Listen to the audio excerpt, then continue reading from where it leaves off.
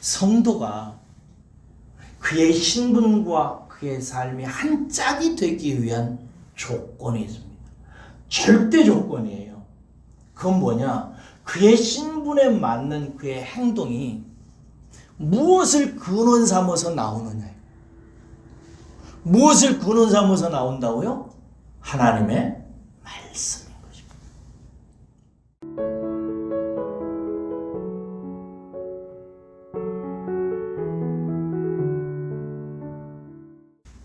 지난주 23일이지요. 화요일 날 전두환 전 대통령이 죽었습니다.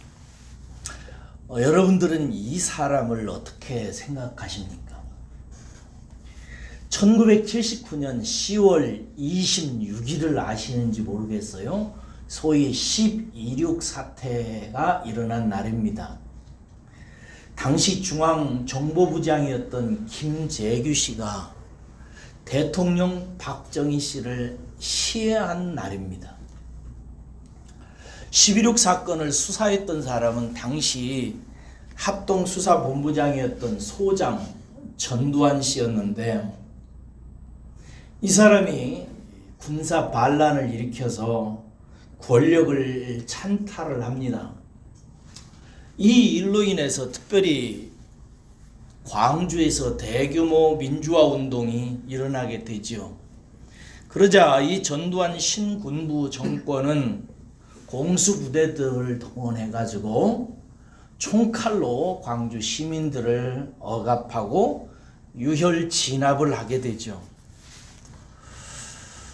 대통령으로서의 전두환 씨에 대한 평가와 생각은 상당히 조금씩 다른 것 같습니다. 그래서 저는 이 부분에 대해서는 얘기하고 싶지가 않고요. 다만 10.16 당시 전두환 씨가 군인이었다는 사실은 하나 우리가 주목해야 된다고 생각합니다. 군인은 여러분 주권자로 국민으로부터 무력을 사용할 수 있는 권한을 위임받은 사람입니다. 그에게 총과 칼을 준 국민은 그런데 그것으로 외적의 침입을 방어하고 외적으로부터 국민을 지키라고 총과 칼을 쓰도록 위임했지요.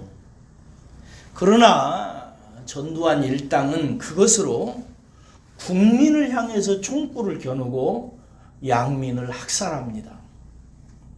군인이 국민을 향해서 총을 겨누는 것, 이것은 절대로 있어서는 안 되는 일입니다. 여러 가지 다른 이유를 대고 이런저런 근거로 그걸 합리화시키는 사람들이 있지만, 군인이 국민으로부터 받은 총과 칼을 가지고 적을 향해서 겨누지 아니하고 국민을 향해서 행사하는 것은, 이것은 군인에게서는 절대 있어서는 안 되는 일입니다. 그것은 군인이라고 하는 신분에 절대로 어울리지 않는, 있어서는 안 되는 행동입니다. 여러분, 신분하고 행위, 삶은 하나의 짝이어야 됩니다. 신분 따로, 행위 따로 있어서는 안 되는 것이죠. 이것은 성도에게도 저는 마찬가지라고 생각합니다. 여러분, 저와 여러분들은 하나님의 아들과 딸입니다. 맞습니까? 아멘. 장차 하나님 나라의 유업을 이을 자입니다. 이 영광을 깊이 생각하셔야 됩니다. 우리의 신분이 얼마나 영광스럽고 놀라운 것인지, 그러므로 우리의 신분이 그렇다면 우리의 삶도 하나님의 영광을 나타내고 우리의 행위도 우리의 신분에 맞게 나타나야 되는 것입니다. 신분과 삶, 그가 누구인가 하는 것, 그가 어떻게 행하는 것이냐 하는 것은 따로 놀아서는 안 됩니다. 한 짝이어야 되는 거죠. 오늘 본문은 이런 맥락에서 유대인들과 예수님을 대조를 시켜서 묘사를 합니다. 요한이. 유대인과 예수님의 모습을 보고 저와 여러분들 오늘 이 아침에 내가 누구인지를 생각하고 나의 행위와 삶이 어떻게 나타나야 잘 어울리는 삶인지 한번 생각해 보는 시간이 되었으면 좋겠습니다. 10절에서 13절을 보십시오. 형제들이 예루살렘에 올라간 뒤에 예수님께서 은밀히 예수님도 올라가십니다. 예수님께서 이렇게 은밀히 몰래 예루살렘으로 올라가는 이 행위가 무엇을 우리에게 보여주는 걸까요? 이것이 무슨 의미일까요? 명절 행사가 진행되고 있는데 그 다음에 보니까 유대인들이 서로 예수님을 찾지요. 그러면서 예수님에 대해서 말을 합니다. 그런데 어떻게 말하나요? 공개적으로 말하지 않고 자기네들끼리 이렇게 수군거려요. 어떤 사람은 예수님에 대해서 좋은 사람이라고 하고 어떤 사람은 미혹하는 사람이라고. 여기서 미혹한다는 말은 헬라어 뜻으로 보면은 속이는 자라고 이렇게 얘기를 해요. 어떤 사람은 속이는 자라고 이렇게 얘기를 합니다.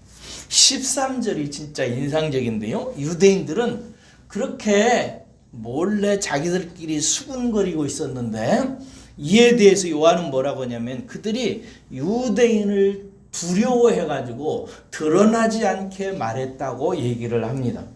여기서 요한은 예수님과 유대인들을 대조시키는데요. 어떻게 대조되는지를 여러분이 한번 눈치채 보시기를 바랍니다. 첫째로요. 다른 사람을 의식하며 두려움 때문에 행동하는 유대인들의 모습이 보이죠. 그리고 두 번째는 다른 사람 모르게 은밀하게 자기 자신의 길을 가고 있는 예수님의 모습을 요한이 나타내고 있습니다.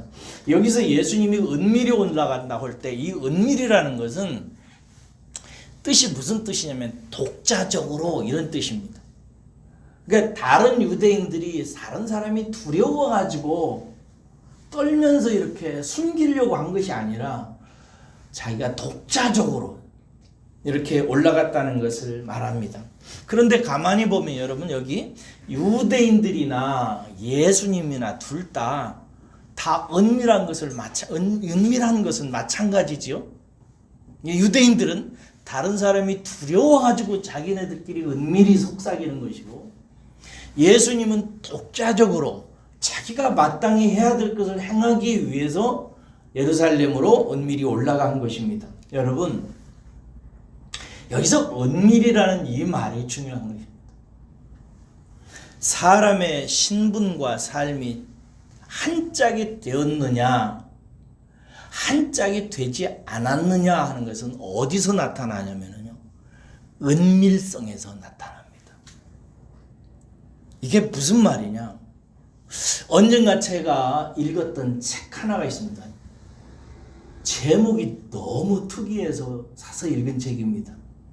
무슨 책이냐면 제목이 이래요. 아무도 없을 때 당신은 누구인가? 라는 책이에요. 아무도 없을 때, 다른 사람이 나 자신을 보지 않을 때, 나 혼자 있을 때, 그때 당신은 누구냐 이거죠. 이 질문 속에서 우리는 자신이 누구인지를 알고 정말 그 신분에 맞게 행동하는 사람은 남이 보든지 안 보든지 나서 다른 사람이 있든지 없든지 행동하는 사람이라는 거예요. 그렇게. 근데 그렇게 자기 신분에 맞게 행동하는 것이 정말 나타낼 때가 있다 이거. 언제냐? 다른 사람 앞에서 말하고 이런 때가 아니라 아무도 없을 때 자기 혼자 은밀하게 있을 때 그 사람이 무엇을 하고 있느냐, 그 사람이 어떻게 행동하느냐 하는 것이 그 사람이 자기의 신분에 맞게 행동하는지 안 하는지가 드러나는 순간이라고 하는 것입니다. 지금 유대인들은 자기들끼리 속닥 대고 있어요. 예수님도 은밀하게 뭔가를 행동해요. 누가 정말 자기의 신분과 자기의 행동이 한 짝이 되어서 행하는가 여러분들이 짐작을 하실 것입니다. 본문에서 유대인들은 겉으로는 아무렇지도 않게 행하면서 속으로는 딴짓을 하고 있습니다. 자신의 신분에 맞게 행하는 자는 은밀한 중에 나타나게 되는데, 예수님은 은밀한 중에 다른 사람이 보든지 안 보든지 자기의 길을 독자적으로 지금 걷고 있는 모습을 요한이 보여주고 있는 것입니다. 여러분, 하나님은 언제 우리를 정말 자세히 보는가? 은밀한 중에 보십니다. 혼자 있을 때,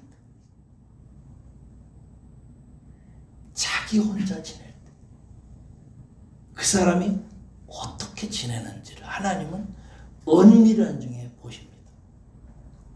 유대인들이 전통에 의해서 유대인들이 하나님 앞에서 가장 중요하게 생각하는 세 가지 행동이 있습니다. 첫째는 뭐냐면 구제하는 것이고요. 둘째는 금식하는 것입니다. 그리고 세 번째는 기도하는 것입니다. 이 세 가지 행위를 유대인들은 하나님 앞에서 거룩하게 행하는 가장 좋은 행동이라고 생각했습니다.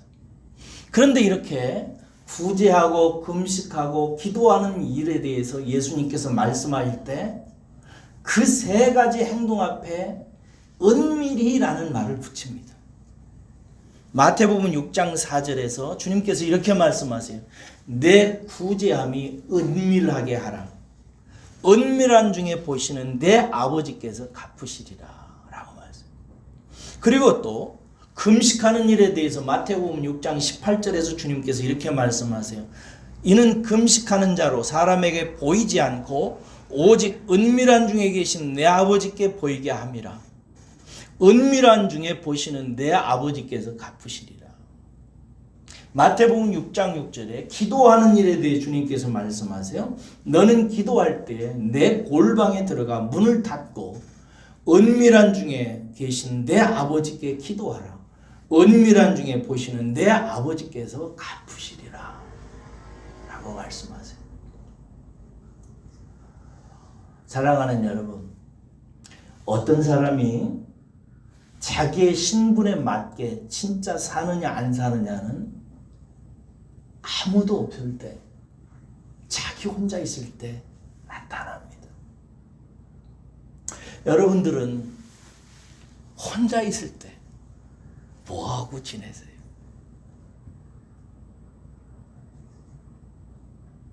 다른 사람이 없을 때, 혼자 있을 때, 그때 여러분들은 크리스찬입니까? 아무도 없을 때, 홀로 있을 때 여러분들은 하나님의 아들과 딸입니까? 주님을 보십시오.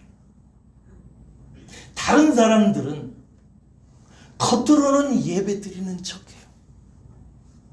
초막절에 예배 드리러 온 것처럼 행동합니다. 그런데 속으로는 뭐하고 있어요 지금? 수근거리고 자기들끼리 쏙닥거리고 예수님이 옳으니 틀리니 속이는 자니 뭐니. 그런데 예수님은 조용히 자기 일을 하고 계십니다. 이제 예루살렘으로 올라가서 십자가에 달려 죽으시기 위해서 독자적으로 은밀하게 자기 행동을 하십니다. 비록 사람들 앞에 아무것도 노출되어져 있지 않았지만 홀로 예수님은 자기가 어린 양으로 이 세상에 와서 십자가에 달려 죽기 위해서 묵묵히 그 길을 가고 계십니다. 어떤 사람이 정말 자기 신분에 맞게 자기가 사느냐 그렇지 않느냐 하는 것은 사람 눈에 보이는 것이 아닙니다. 오직 은밀한 중에 보시는 아버지께 노출되는 것입니다. 그리고 예수님께서는 말씀하십니다. 은밀하게 해라. 은밀하게 하나님 앞에 보여라. 아무도 없을 때 하나님 앞에 너를 보여라. 그러면 그 모습에 대해서 하나님께서 반드시 갚으시리라. 사랑하는 여러분, 여러분들의 은밀함 속에서 여러분의 자신을 하나님께 드리시는데 성공하시기를 주의 이름으로 축복합니다. 두 번째 14절과 16절 보십시오. 은밀하게 그렇게 당신의 신분을 따라 행동하시던 예수님이 이번에는 공개적으로 자기 자신을 드러내십니다. 명절의 중간쯤 되자 예수께서 성전에 올라가셔서 사람들을 가르치시죠. 그런데 여러분, 유대인들이 깜짝 놀랍니다. 뭐 때문에 놀래요? 예수님이 너무 해박해가지고 성경 말씀을 너무 잘 알고 잘 가르치시는 거예요. 그러니까 유대인들이 뭐라고 생각해요? 저 사람 듣자 하니 저 사람 학교도 한 번 간 적이 없는데 어떻게 저렇게 모든 걸 잘하나 이렇게 하면서 놀랍니다. 이때 예수님께서 말씀하세요. 내 교훈은, 내가 가지고 있는 지금 말하는 이 지식은 내게서 나온 것이 아니라 나를 보내신 이의 것이다 라고 말씀하세요. 내가 내 입에서 지금 말하는 것은 사람에게서 온 것이 아니다. 내가 학교 가서 배운 것이 아니다. 다른 사람의 이야기를 들어서 깨달은 세계가 아니다. 어디서부터 온 거냐? 내 말의 근원은 하늘이다. 하늘에 계신 내 아버지에게서 배워서 얘기하는 것이다 라고 얘기를 해요. 여기서 요한은 또 사람들과 대조시켜요. 뭐예요? 사람의 지식으로 살아가는 유대인들과 하나님의 말씀으로 살아가는 예수님의 모습을 보여주는 것입니다. 여러분, 사람은 인격적인 존재입니다. 그렇죠? 사람은 지성과 감성과 의지를 가지고 살아갑니다. 지성, 자기가 알고 있는 것을 가지고 그 안 것에 대해 감정이 좋은 것은 취하고 나쁜 것은 의지로서 버리면서 살아가는 것입니다. 그런데 이렇게 지성과 감성과 의지 중에 제일 중요한 게 여러분들은 뭐라고 생각하세요? 지성입니다. 아는 거예요. 그래서 인간의 위대함은 어디에 있느냐? 교육에 있습니다. 제가 동물 다큐멘터리 같은 것을 좋아합니다. 어제도 집에 들어가니까 제 아들놈이 동물 다큐 그 영상을 보여주더라고요. 어제도 그 영상을 가만히 제가 보면서 뭘 생각하냐면, 참 인간은 위대하다. 사자도 수십억 년을 살았고 조그마한 토끼도 수많은 세월을 살아왔지만 그들의 행동은 변하지 않고 그대로 있어요. 똑같이 살아갑니다. 근데 사람은 바뀝니다. 진보해요. 창조를 합니다. 어디서 벌어지는가? 사람은 교육을 해요. 할아버지가 살아왔던 것을 책으로 정리하고 그 책으로 정리한 것을 아들과 손자가 배워서 할아버지의 세계를 이해한 후에 자기는 조금 더 발전시킵니다. 그래서 그것을 저장해 놓으면 그 후에 또 손자와 손자들이 자기가 살아왔던 삶을 다시 책을 통해서 듣고 학교에서 배워서 또 더 발전적인 삶을 살아가는 것입니다. 그래서 열심히 배워야 합니다. 여기 있는 젊은 여러분들, 죽을 때까지 열심히 공부하세요. 공부하셔야 돼요. 배워야 선거 하나를 해도 풋뚜껑 제대로 찍습니다. 다 모든 사람들이 나는 바르게 선거를 한다고 하지만 어떤 철학자가 그랬거든요. 그 나라의 지도자는 그 나라의 백성의 수준에서 나온다. 나는 제대로 생각하고 맞게 찍는다고 찍지만 돌아다 보세요. 누가 우리들이 누구를 찍어서 누구를 대통령으로 만들어 놨는지 배워야 돼요. 알아야 돼요. 그냥 내가 텔레비만 보고 유튜브만 보고 하다가 다 망치는 것입니다. 세상에 미혹하는 자들이, 속이는 자들이 얼마나 교묘하게 권력을 차지하고 찬탈하기 위해서 국민을 속이는지 일반인들은 잘 몰라요. 그 교묘한 세계에 대해서 배워야 됩니다. 문제는 여러분, 저는 그런 얘기하고 싶은 것이 아니라 세상에 뭐 대통령 선거나 권력 이야기 저는 그렇게 길게 하고 싶지 않아요. 저는 마음이 세상 나라에 그렇게 있는 것이 아니기 때문에 그래요. 문제는 나라고 하는 하나님의 아들과 딸의 신분을 가지고 있는 나의 행동을 움직이는 지식과 교훈이 어디서부터 오는 것이냐 하는 것입니다. 예수님이 지금 뭐라고 말씀하세요? 그것이 어디서부터 온 거라고요? 하늘로부터 온 것이라. 나를 보내신 이에게서 나는 얻었다고. 하나님에게서 얻었다는 것이지요. 당신의 입에서 나오는 말씀, 자신을 움직이는 말씀의 기원이 하나님이라고 말씀하고 계세요. 여러분, 성도가 그의 신분과 그의 삶이 한 짝이 되기 위한 조건이 있습니다. 절대 조건이에요. 그건 뭐냐? 그의 신분에 맞는 그의 행동이 무엇을 근원 삼아서 나오느냐.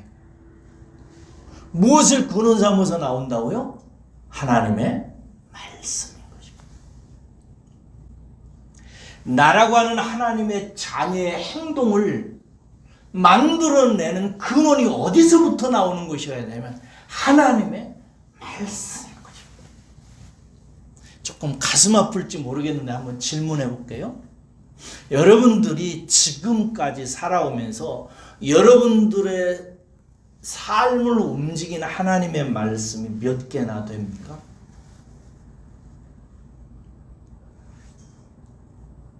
여러분들이 실제로 여러분의 인생을 여러분들을 바꿔놓은 하나님의 말씀이 몇 개 됩니까?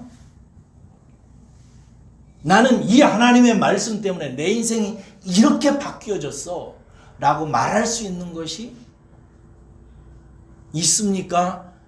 아니면 한 4-5개라도 됩니까? 여러분, 제가 제 인생을 바꾼 하나님의 말씀을 언젠가 금요일날 5개를 얘기했는데요. 그 중에서 한 3개만 제가 얘기를 할게요. 제가 20대 중반까지 인생을 굉장히 방황했습니다. 길을 찾지 못했어요. 왜 살아야 되는지를 몰랐어요. 그래서 여러분들께 두어 차례 자살도 막 시도하려고 하고 그럴 때, 완전히 절망 속에 빠져 있을 때 저를 붙들어 이렇게 세운 말씀이 있습니다. 한 장로님이 하신 간증을 들으면서 들려주신 말씀인데, 로마서 15장 13절 말씀입니다. 그 말씀이 이래요. 소망의 하나님이 모든 기쁨과 평강을 믿음 안에서 너희에게 충만하게 하사 성령의 능력으로 소망이 넘치게 하시기를 내가 원하노라 하는 말씀. 그 말씀을 가지고 그 장로님이 저의 눈을 보면서 말씀하셨어요. 젊은이, 하나님은 소망의 하나님. 젊은이, 하나님은 소망이지. 젊은이, 내 눈을 봐. 하나님은 소망이지. 젊은이, 소망이신 하나님 붙들어. 그러면 살 수 있어. 라고 저에게 말씀하셨어요. 그때 제가 이 로마서 15장 13절 말씀에 성령의 능력이 나타나가지고 제게 임했어요. 그 절망스러운 상황, 죽고 싶어서 자살하려고 했던 그때, 자살을 하되 하나님에 대한 원망과 불평만 가득해가지고 우리 동네 시골 교회 앞에 있는 높은 십자가 꼭대기에 올라가서 밧줄 들고 올라가서 거기서 목매달아 죽어가지고 하나님께 보복하려고 했던 그때, 그 절망스러운 그때에 로마서 15장 13절 말씀, 하나님은 소망이라. 절망이 아니라 소망이라 들려졌던 그 말씀이 성령의 감동으로 제게 임했고, 그 말씀이 저를 바꿉니다. 그날부터 저는 소망의 하나님 붙들고 기도하기 시작하고 붙들기 시작하면서 인생이 바뀌어져 버렸습니다.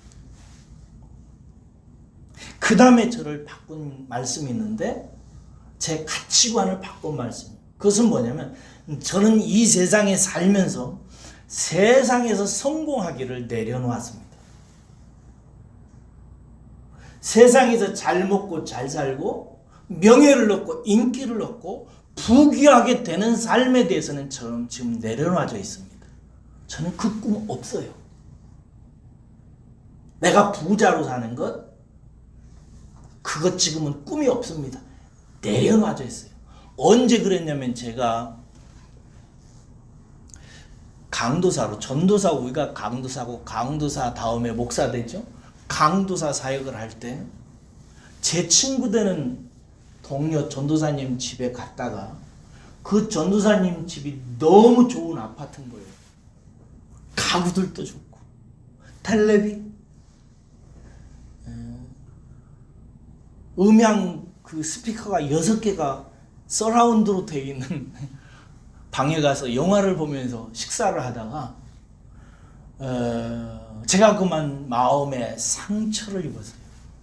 왜냐하면 저는 그때 너무 가난했고 공동묘지가 있는 산꼭대기에서 살던 시절이었기 때문에 하나님께 대해서 너무 섭섭하고 슬픈 마음을 받았어요. 그래서 친구 집에서 나와가지고 혼자 기차를 타고 내려가면서 집으로 가면서 하나님 앞에서 울었어요. 섭섭해서. 왜 나는 이렇게 가난하게 사는가? 내가 무슨 죄가 그렇게 많을까? 하나님은 나를 왜 이렇게 살게 하시는가? 내 식구들, 내 새끼들, 나는 왜 이렇게 키워야 되는가? 마음속에 너무나 섭섭함이 있어가지고 울었어요. 그러다가 성경책을 이렇게 펴놓고 읽기 시작했는데 민수기서 18장 20절에서 딱 스톱했어요. 거기서 무슨 말씀이 있는지 아세요? 여호와께서 또 아론에게 이르시되, 아론은 이제 제사장입니다. 오늘날로 말하면 이제 목사직 비슷하지요. 아론에게 이르시되 너는 이스라엘 자손의 땅에 기업도 없겠고 그들 중에 아무 분깃도 없을 것이다. 이게 아론에게 말해요. 하나님께서 너는 기업 없다. 이스라엘 다른 지파, 다른 사람들 다 땅을 분배받아 사는데 너는 그 땅 없다. 주지 않겠다.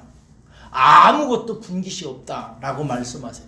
그러면서 말씀하시기를 내가 여호와가 이스라엘 자손 중에 네 분깃이고 네 기업이다. 너는 땅 없어. 너는 재산 없다. 그럼 너의 분깃이고 너의 기업이 뭔지 아느냐? 나다. 여호와다. 여호와가 내 분깃이고 내 기업이다. 그 말씀을 제가 딱 읽으면서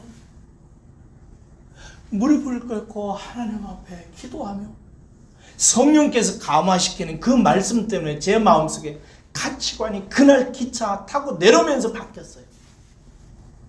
하나님, 저는 하나님 얻은 것으로 감사하며 살겠습니다. 하나님이 내 기업이고 하나님이 내 분깃이라고 말씀하신 것, 이것 하나님 얻는 것, 예수님 얻는 것, 성령 얻은 것, 이것이 저의 모든 것입니다.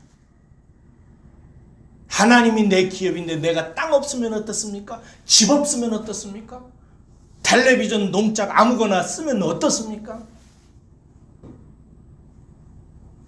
그 후로부터 우리 집의 가구들이 대부분 다 중고입니다. 새 거 없어요.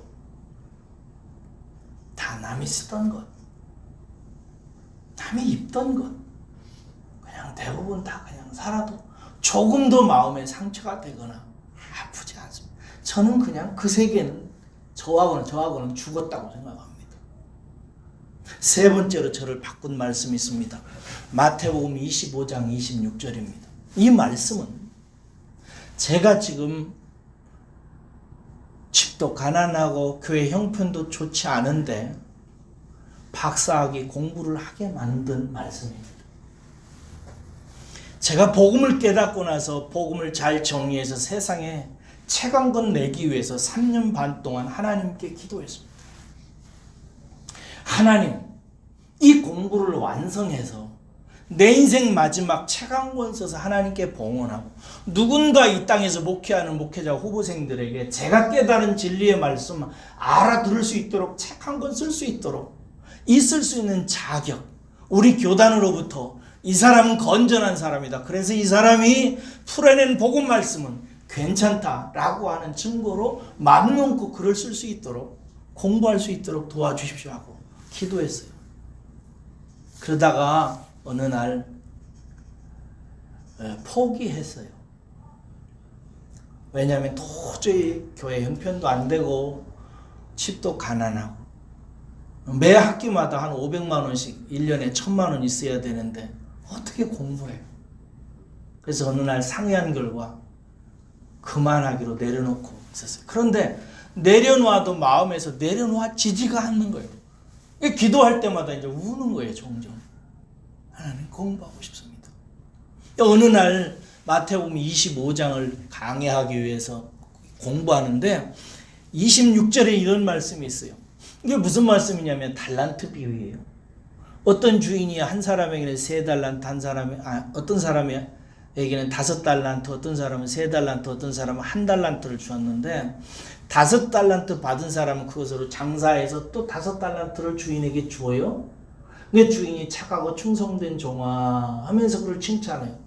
3달란트 받은 종도 그것으로 장사해서 3달란트를 남겨가지고 주인에게 줍니다. 주인이 또 칭찬해요. 근데 1달란트 받은 사람이 그 1달란트를 가지고 장사를 하는 것이 두렵습니다. 왜냐하면 자기는 주인이 1달란트 준 것에서 볼 수 있는 것과 같이 자기는 재능도 없고 능력도 없고 여러 가지 여건이 마땅치가 않아요. 그래서 1달란트를 땅에다가 묻어놓았다가 주인이 왔을 때 그 1달란트를 주인께 바치면서 이것이 주인님 저에게 준 것입니다. 주인님은 뿌리지 않은 데서 거두고 심지 않은 데서 거두신 분인 줄로 압니다. 하면서 주인에게 줘요. 이때 주인이 이 종에게 뭐라고 말하냐면 그 주인이 대답하여 이르되 악하고 게으른 종아, 나는 심지 않은 데서 거두고 해치지 않은 데서 모으는 줄로 네가 알았느냐? 이 악하고 게으른 종아라고 말씀하십니다. 책망해요. 제가 이 악하고 게으른 종이라고 하는 말을 헬라어로 찾아서 공부하다가 마치 망치로 뒤통수를 맞는 것과 같은 성령의 가르침을 받습니다. 그게 무슨 뜻이냐면 이런 뜻이에요.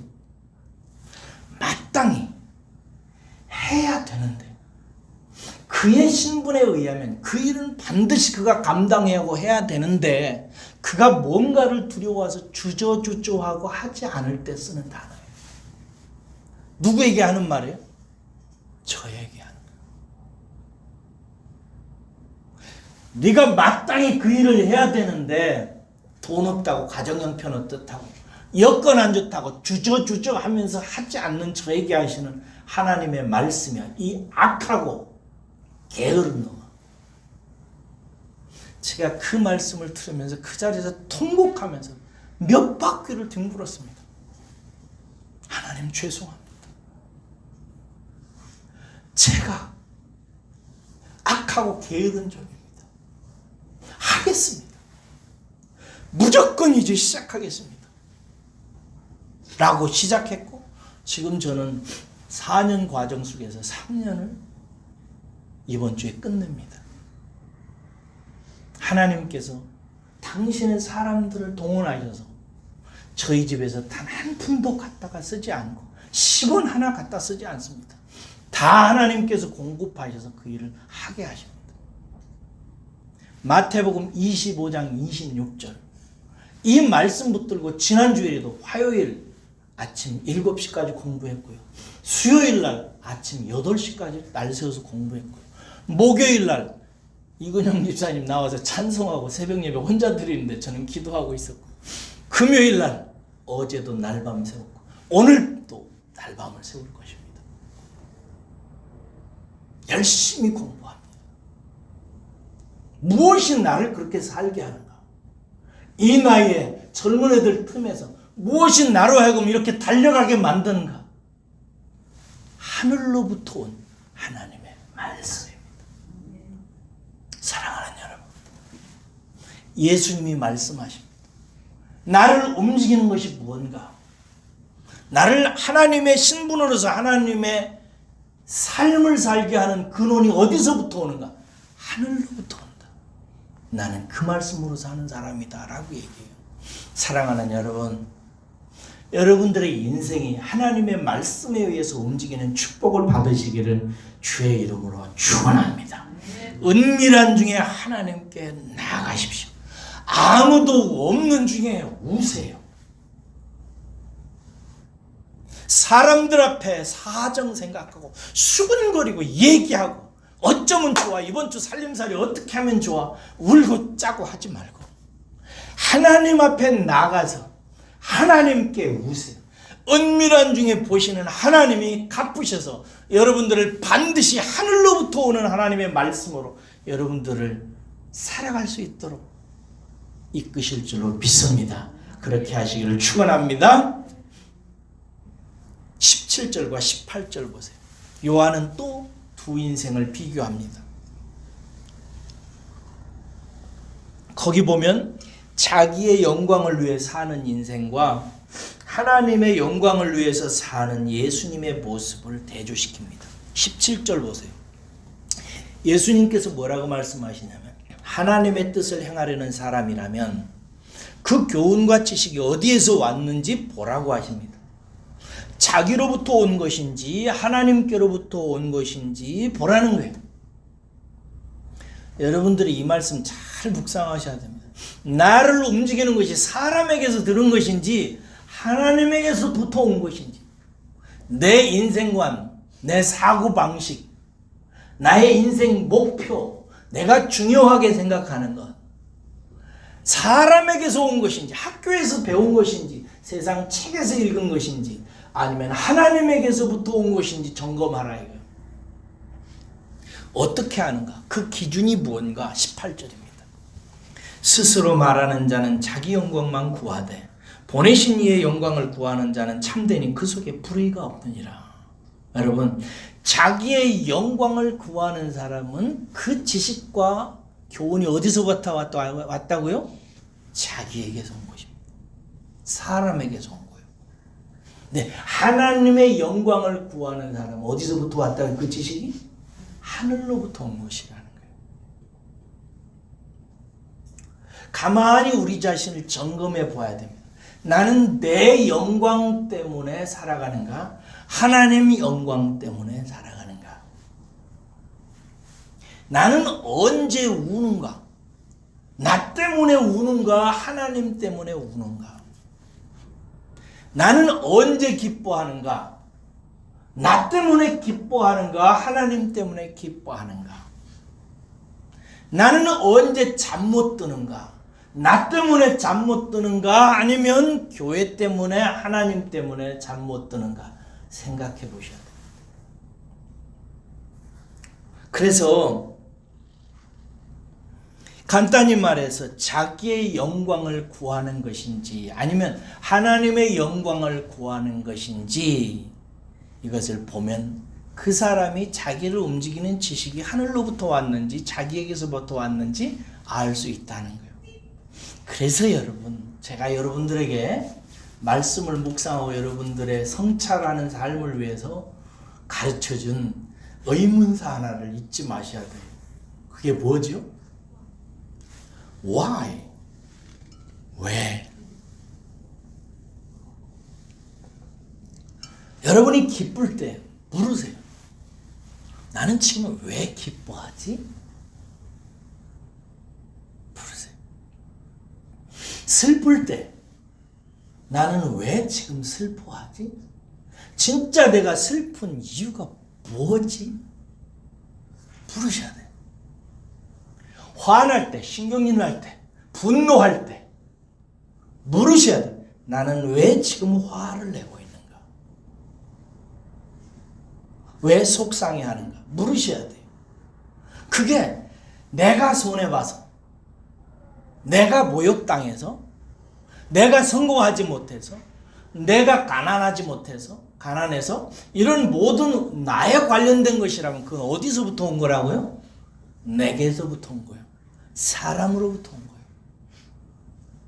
근데 하나님 때문에 기뻐하고 교회 때문에 즐거워하고 하나님의 영광 때문에 슬프고 하나님의 영광이 내 인생을 통해서 나타나지 않은 것 때문에 잠 못 드는 사람은 그가 지금 슬퍼하고 기뻐하고 괴로워하고 고통스러워하고 잠을 못 자는 모든 원인과 동력이 어디서부터 온 거냐면 하늘로부터 온 것입니다. 주님 생각하면 기쁘고 교회 생각하면 잠이 안 오고 이런 것들이죠. 여러분,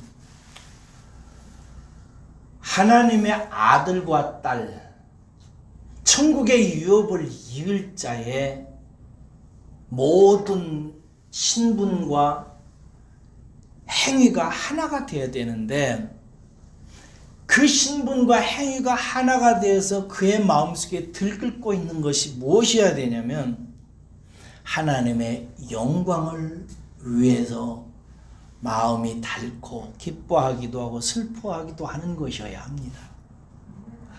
하나님은 이것을 보세요. 이 중심을. 은밀한 중에 이건 감추어져 있거든요. 이걸 누가 알겠어요? 속에 감추어져 있어요. 그리고 이 속에 감추어져 있는 것은 사람으로부터 온 것이 아니라 내게서 나온 것이 아니라 하늘로부터 나온 것이에요. 그 하늘로부터 온 사람에게서 오지 아니하고 아버지께로부터 온 은밀하게 감추어져 있는 하나님의 영광을 생각하고 교회를 생각하고 불쌍한 영혼들을 생각하고 이런 마음을 하나님께서 중심을 딱 보세요. 여러분, 하나님께서 그 마음의 중심을 보시고 하나님의 마음에 합했다고 말한 사람이 있죠. 누구죠? 다윗이지요. 그렇죠. 오늘날 하나님께서 사무엘이라고 하는 선지자를 이새라고 하는 사람의 집에 보내가지고 그 아들 중에 하나를 기름을 부어서 이스라엘의 왕으로 세우라고 그러죠. 그래서 이새가 아니라 사무엘이 이새의 집에 갔을 때 이새가 제일 자신 있게 장남을 딱 보였어요. 그 장남 이름이 누구죠? 엘리압입니다. 엘리압을 사무엘이 봤을 때 홀딱 반해버렸어요. 벌써 그 키가 다 큰 거예요. 그리고 생긴 게 거의 이정우 수준인 거예요. 멋져. 그래가지고 딱 보고 사무엘이 이놈이구나 알아서 기름을 부으려고 하는데 하나님께서 사무엘에게 그러는 거예요. 아니야. 너는 그 키와 그 연모를 보지 마라. 나 여호와는 사람의 중심을 보느니라. 그랬죠? 그럼 나중에 다윗에게 기름 부음을 받잖아요. 그럼 그렇게 기름을 부으시는 것을 허락하신 것은 하나님께서 다윗의 중심을 보고 하나님이 요놈이다라고 골랐으니까 그럴 거 아니겠어요? 물론 그 다윗도 하나님께서 만드셨지만 그 다윗의 중심이 나중에 어떨 때 나오는지 보세요. 감춰져 있어요. 늘 다윗의 중심은 안 보여요. 하나님만 아세요. 은밀한 중에 감춰져 있어요. 근데 나중에 그게 폭발합니다. 나옵니다. 언제? 나중에 사울 왕에게 가가지고 사울 왕 밑에서 검은고를 타는 악기를 타는 일을 하고 있을 때 블레셋이라고 하는 나라가 쳐들어와 가지고 골리앗이라고 하는 장군이 이스라엘 사람들과 마주해 가지고 이스라엘 사람들을 모욕해요. 막 그들 앞에 나와서 싸우라고. 너희들이 용기가 있으면 나와라. 너희들이 여호와를 믿는다면 나와라. 여호와가 정말 너희들의 신이라면 이기게 할 것이다. 나오라고. 근데 이스라엘 사람들이 다 얼어가지고 두려워서 나가지를 못하는 거예요. 발발발 떨고 있는 거예요. 그러면 그럴수록 골리앗의 입에서는 여호와 하나님을 모욕하는 말들이 쏟아져 나오는 거예요. 그게 무슨 신이냐? 그 여호와가 어찌 너희들을 구한단 말이냐? 여호와는 죽었다. 있지도 않다. 막 모욕을 시작하는 거예요. 그러자 다윗이 견디지를 못하죠. 사울 왕에 가서 내가 가겠다. 그래 나갈 때 다윗의 호주머니에 뭐가 있었죠?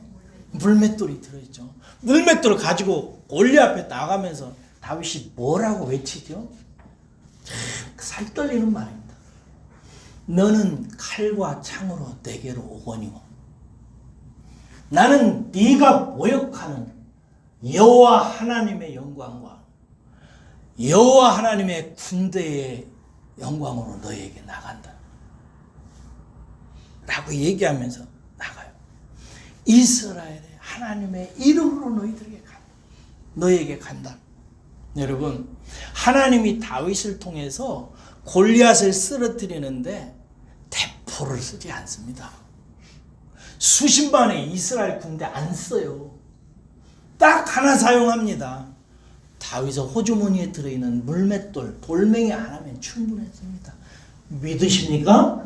돌멩이 하나면 충분해요. 그런데 그 돌멩이가 중요한 게 아니라 그 돌멩이를 붙들고 있는 다윗이라고 하는 사람의 가슴 속에 있는 중심이에요. 하나님의 이름이 모욕당하는 것, 하나님의 군대가 모욕당하는 것, 그래서 하나님의 이름이 세상 가운데 더럽힘을 당하는 것을 다윗이 못 견디는 거예요. 하나님의 영광에 대한 다윗의 마음의 중심에 그것이요. 사랑하는 여러분, 저와 여러분들이 은밀한 중에도 하나님의 자녀로서 살 수 있도록 하는 것은 하나님의 말씀입니다. 그리고 그 말씀이 내 신분에 맞게 행동하도록 하는 요체, 우리의 마음 중심에 만들어내는 게 뭐냐? 여호와 하나님의 영광을 위해서 살고 싶다. 내가 하나님을 나타내는 사람이 되어야 되지. 세상 사람들 앞에 하나님을 나타내고 보여주는 행동을 해야지 라고 사모하는 마음으로 나타나요. 제가 사지는 않고 서점에서 잠깐 훑어본 책인데, 지인환이라고 하는 젊은이가 쓴 책이에요. 책 이름이 뭐냐면 나는 하나님의 영광을 위해서 공부한다 이렇게 돼 있더라고요. 이게 지인환이라고 하는 이 젊은이가 공부를 진짜 잘해요. 근데 허구한 날 항상 공부하는 애가 아니에요. 주일 성수 꼭 하고요. 교회 봉사 빠지지 않고요. 그리고 교회에서 프로그램 하는 이웃성김 프로그램에 빠지지 않고 참석을 해요. 그렇게 하면서도 공부를 어느 정도 잘하냐면요. CAT라고 그래가지고 한국에서는 이제 그 대학 수능과 같은 거예요. 근데 미국에서 이제 대학에 합격하기 위해서 치는 시험인데요. 그 SAT 시험에 만점이 1600점인데요. 이 지인환이라고 하는 이 젊은이가 1600점을 맞아요. 만점을 맞아요. 그래가지고 하버드 대학에 4년 동안에 전액 장학금으로 들어간 애예요. 별로 놀리지도 않는데. 그래서 이 얘가 책을 썼어요. 뭐라고 써? 나는 하나님의 영광을 위해서 공부한다. 여러분 생각해보세요. 물론 저는 저희들이 뭐 SAT 1600점 맞을 수 있다고 생각 안 해요. 다 맞겠어요. 머리도 좋고 그래야죠. 근데 하나님께서 이 머리 좋은 아이를 통해서 그의 마음속에 공부하는 것이 자기의 성공을 위해서 하는 것이 아니라 하나님의 영광을 위해서 한다라는 소원을 주시고, 그 소원은 한 자를 세상 앞에 높이 우뚝 세워가지고 하나님께서 어떤 자를 기뻐하시는지를 우리에게 보여주는 거죠. 사랑하는 여러분, 사람의 창조의 목적은 뭐죠? 하나님의 영광입니다. 이사야 43장 7절에서 나의 영광을 위해서 창조한 자를 내게 오게 하라. 내가 그들을 창조했다라고 말씀하세요. 하나님이 우리를 창조하신 건 하나님의 영광을 위해서 그런 것입니다. 하나님이 어떤 분이신지를 나타내는 사람으로 세상 앞에 드러내기 위한 것이 하나님의 뜻이에요. 그래서 사도 바울은 고린도전서 10장 31절에서 그런즉 너희가 먹든지 마시든지 무엇을 하든지 다 하나님의 영광을 위해서 하라. 할렐루야. 네. 여러분, 하나님의 아들과 딸로 신분의 변화를 받은 사람은 은밀한 중에도 그렇게 삽니다. 아무 안 봐도. 그렇게 사는 이유는 그렇게 살도록 움직이는 근원이요 동력인 진리가, 지식이, 인간에게 인격적인 존재에게 가장 중요한 지식이 하늘로부터 왔기 때문입니다. 그리고 그 지식은 은밀한 중에도 하나님의 영광을 사모하고 하나님의 영광을 위해서 살고자 하는 사람으로 바꾸어가기 시작합니다. 그런데 여러분, 유대인들은 어떻습니까? 19절에서 24절 보면은 간단히 그냥 설명하고 마칠게요. 자신들은 전혀 그렇게 살지 않으면서 겉으로 나타나는 예수님을 죽이려고 해요. 그래서 예수님이 그들의 내면을 드러내십니다. 유대인들은 예수님이 안식일에 38년 된 환자를 고치셨는데 이에 대해서 안식일에 일을 한다고 예수님을 비난하고 죽이려고 했습니다. 그러면서 자신들은 거기에 보면 안식일에도 할례를 행합니다. 안식일에 일을 할 수 있어요, 없어요? 못해요. 근데 할례도 막 하고 이래요. 여러분, 안식일에 38년 된 환자를 고치는 것은 겉으로 볼 때는 율법을 어기는 것처럼 보여요.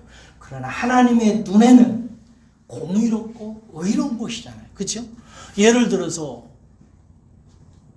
어린아이가 도로 한복판에서 서가지고 갓난아이가 걸어가는데 여러분, 그 신호등이 빨간 신호등이라고 그래서 가만히 있으셔야 되겠어요? 뛰어가서 어린 아이를 구해야 되죠. 그러면 뭘 어긴 거죠? 교통법규를 어긴 거죠.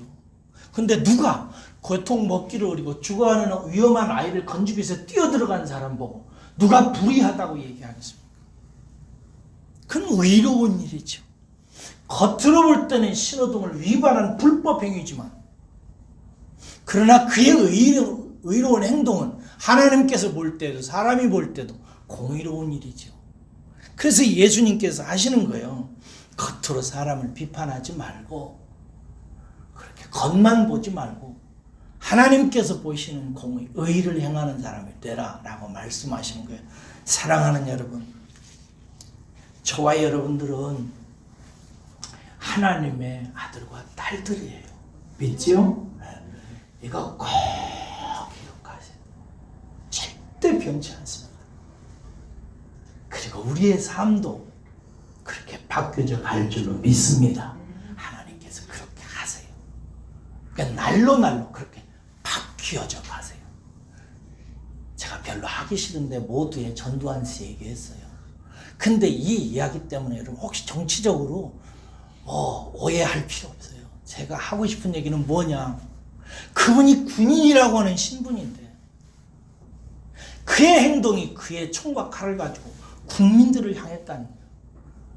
그것은 안 되는 일이에요. 그런데 제가 어제 저녁에 오후에 계산을 해보니까 그 5.18 때 11.6 사태 이후에 5.18 때 이후에 지난 화요일까지 몇 년이 흘렀나 계산을 해봤더니 40년이 넘었더라고요.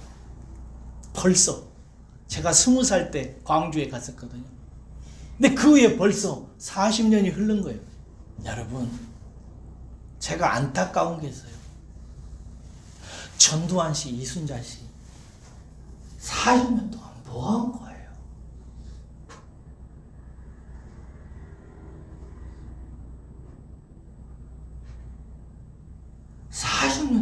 뭐 하고 산 거?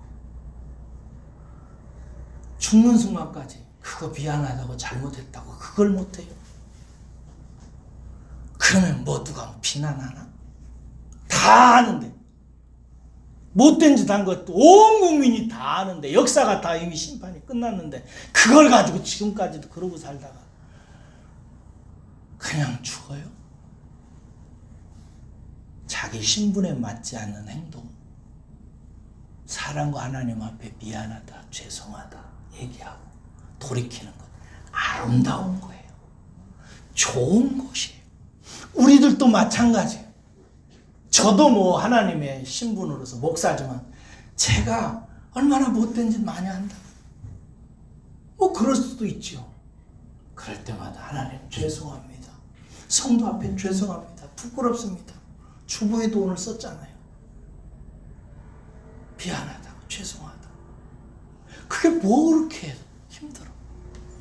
40년이나 세월이 흘러가는데 그렇게 지내서야 되겠어요? 왜? 하늘로부터 그의 마음속에 말씀이 임하지 않은 것입니다.